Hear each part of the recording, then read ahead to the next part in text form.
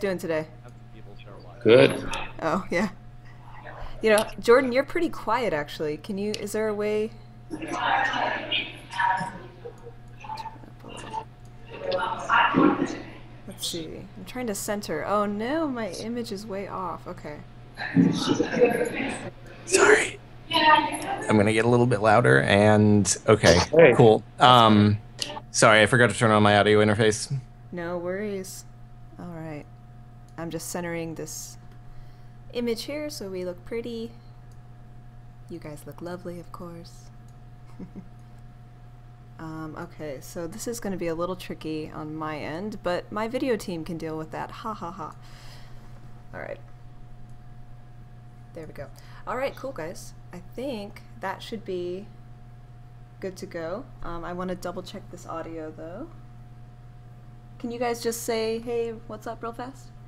Hey, what's up? Words. Test. Testing. Okay, I'm just listening to the feedback. Hey, what's up? Perfect, I love that. All right, we are ready to roll. Cool. Okay, so I'm just gonna like quickly introduce myself and then you guys, and we'll jump in. We're gonna keep this pretty short and sweet, and fun, hopefully. Okay, so this will be, just to clarify, a video interview plus text below it, or just a video interview on the site? Yeah, I'm gonna see how the actual video turns out, of course. But it should be the video, and then I'll have a bit of text underneath, maybe with some cool quotes or whatever you guys say, the meat of the interview, basically. Yeah. Okay. So text and video, yeah. Cool. All right. Okay. So I am Jessica Condit, senior reporter at Engadget.com. I cover a lot of our gaming news, and I am with Howard Marks, co-founder of Activision, and Jordan Marin. You are known as CaptainSparklez. And you are a YouTube Let's Player, basically. And so I want to hear how you two met, first of all, because it seems like you come from very opposite sides of the gaming industry. So I want to hear a bit about that story. Yeah, I guess, Howard, you're probably better at answering that since you were the one who reached out. So it's interesting. My son, who at that time was about 9 years old, he was wearing a Minecraft t-shirt. And we basically were at the tennis camp, and one of the guys came over to me and said, "Hey, your son likes Minecraft?" And I said, "Yeah." And he looks at my son and says, "Hey, do you know who CaptainSparklez is?" And he says, "Yeah, of course I know who he is." And I looked at him and I said, "I have no idea who this guy is. Who is this guy?" He said, "I know his grandmother. She's a friend of mine, and they're great people." And all right, so and he talked about it for a few minutes, and we walked away. And then I went back to home, and I went on the YouTube and checked out CaptainSparklez, and I saw, wow, this guy is a big Minecraft player. He has a huge audience. This is really interesting. I had no idea that this was so popular. But my kids, I knew they were always watching YouTube, but never paid attention to it. So then I contacted her and left a message and said, "Hey, I want to meet with your grandson," and she made the introduction, and there you have it, and we met. So through grandma, basically. Yeah, it was interesting because my grandma was like, "There's a guy who does video games or something." She's never played a video game in her life. He's trying to reach out to you about something, and initially I thought it was just a random person who'd gotten a hold of my grandma's contact information. I was like, oh no. And then my mom clarified it a little bit more, and I reached back, and we've been speaking since and co-founded Xray. Yeah, so what is Xray? Let's talk about that too. So you guys got together, I mean, through grandma contacts, as you do, and you founded this company. So what's all Xray? What do you do? So the goal is to build mobile esports games, with Fortress Fury being our first go at it. So Fortress Fury is a one-on-one competitive mobile strategy game, and I came up with the idea because I thought, hey, what's something that combines a bunch of elements that people really enjoy? My audience, people out there who just like playing games in general. So it has creative elements, You can build a structure, and then you're able to battle against someone who's done the same competitively in real time, which the real time component is not something that's extremely common on mobile these days. So we wanted to jump in and try to build something where we have these competitive mobile esports games where we can host tournaments in person and build an audience around that. Yeah, very cool. So that's the thing that I noticed, like looking through some of your websites and everything. It's mobile esports. So obviously there's this esports market and there's this mobile market, and you guys are tackling both of those at the same time with this, it seems like. So can you kind of define for me mobile esports, like what that means in general for the gaming audience? Howard, do you want to go ahead? Yeah, well, of course, esports is a huge business right now, and it's actually bigger in Asia than in the United States. Mm-hmm. And what we observed was that as it becomes more popular in the United States and you have more people who have their own teams, you have more tournaments. One of my friends is Brandon Beck from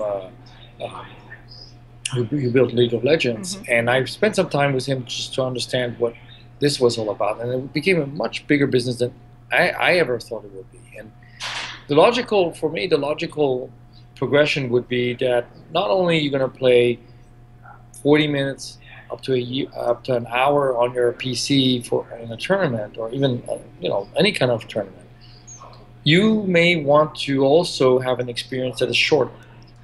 Now on the PC that doesn't exist. I mean, most of the tournaments are pretty long. I mean, every time you go on to play a Dota 2 or you play a Team Fortress 2 or any of those games, it takes 45 minutes, can take up to 90 minutes actually in some cases. We thought that because everybody has a phone or a tablet either in their pocket or in proximity, and they have maybe 10 minutes to spare, this would be a great experience.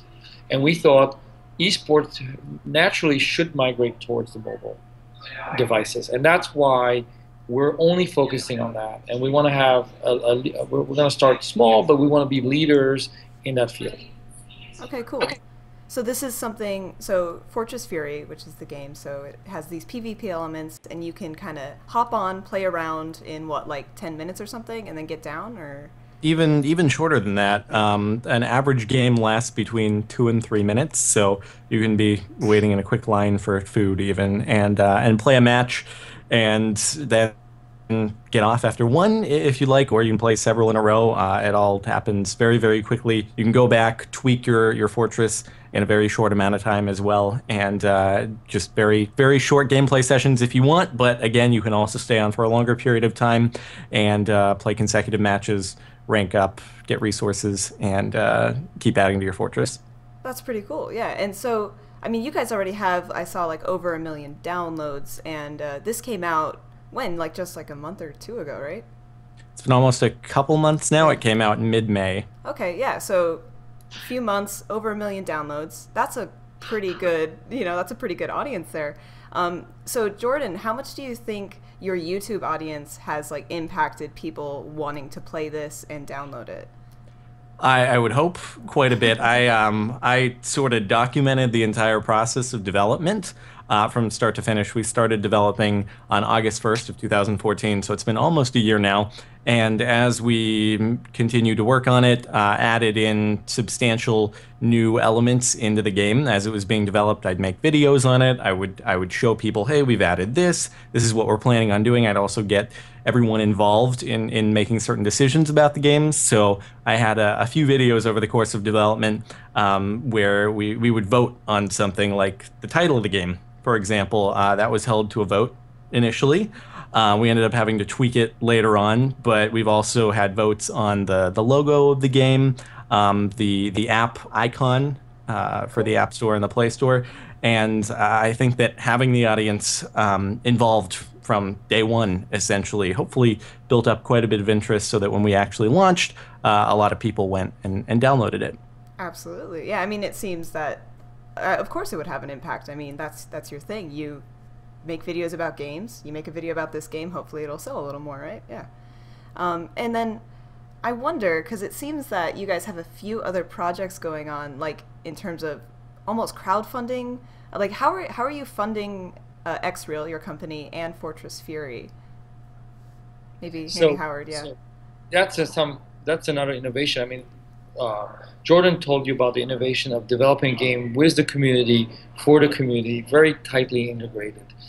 And the next innovation, we funded the company ourselves. So Jordan and I have been the sole investors in making the game. It's quite expensive to build a game. It's quite expensive to operate a game. And we decided, you know what?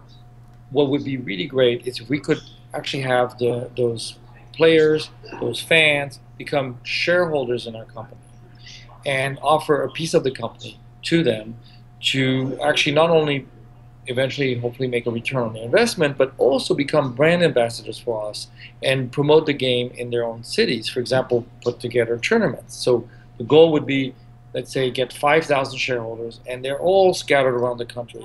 And they can actually become tournament managers, make income from that. They could also become brand ambassadors, help us with marketing, and then also help build the company, which actually is a great thing. And it's a whole new idea. And I'm also the executive chairman of Start Engine, which is the crowdfunding platform that you were just mentioning. So we're innovating on how you finance games, because typically games are not financed by venture capital. Typically, they don't like the hit-driven nature of games. They would rather invest in platforms. So where do gamers go? They have to go to a publisher and get an advance and give away the IP rights pretty much forever. That's not necessarily the best idea as well. So if they want to have control of their game and finance it, there's not that many ways to do it unless you bootstrap. Well, here we go. Complete new idea. You can go on the Start Engine platform, raise money from your very users, and then you have the independence you need to build your business. That's really cool. I mean, that almost sounds like, obviously, crowdfunding, I think Kickstarter, and a lot of users, it seems, especially when Kickstarter first got big in gaming, a lot of people that were funding projects felt like they should have more of a voice, in how the game or whatever project actually unfolded, and that didn't always happen. So this sounds like the people who are investing actually do have a little more tied to this. They have a little more connection to the actual project and maybe how it even evolves going forward. Is that correct, or is it more just like a share kind of thing? Yeah, they're actually shareholders of the company. Right. It was this was made legal by a new SEC regulation A+ in June. So before this, non-accredited investors weren't actually allowed to be shareholders in a company. So it's a brand new way for people to get involved.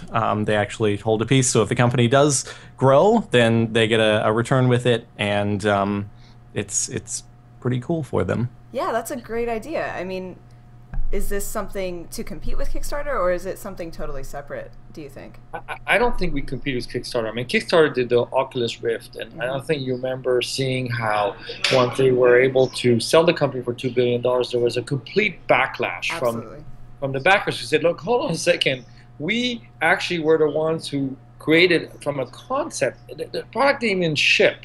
It was a concept. We made it into reality, and we did not get anything out of it. Well, guess what? At that time, they had no ability to get equity because they were not accredited, and the company couldn't issue the shares. That was not possible. But June 19th, everything changed when the SEC released the new rules.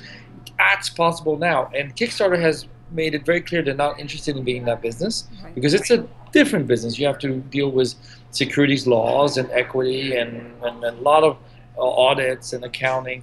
Well, we decided at Start Engine, I'm putting my Start Engine cap on, we decided we want to do this. And what our goal is to help people realize their dreams. And we think the game industry is a great way to go. So what would be better than just my company with Jordan, Howard and Jordan, get together and show it can be done. Mm-hmm. And you guys have had some pretty good success on the platform so far? I mean, the platform has raised close to $20 million in funding.